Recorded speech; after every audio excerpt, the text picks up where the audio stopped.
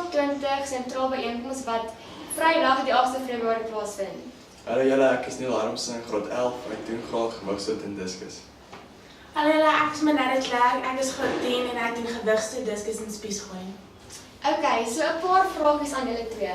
Is julle en julle spanne gereed vir die Top 20 sentraal byeenkoms?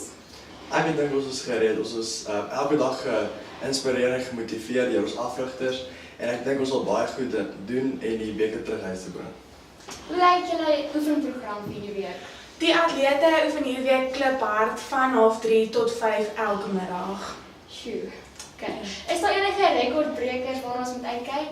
Ja, dat is definitief, soos Manette Klerk, Rian Olivier, Rian Vlok, Sherine van Zyl, Deel Iman en nog vele meer. Soos jy. Ja. Ok, wie is jou rolmodel? My rolmodel is Valerie Adams van Nieu-Seeland. Sy doen gewigstoot en sy het al 2 keer die Olympiese Spele gewen. Okay, my rolmodel is Kyle Blighnout. Hy het tans die onder 20 World Champions gewen en is besig om nou voor te berei vir die Olympics. Ok, daarmee is ons klaar.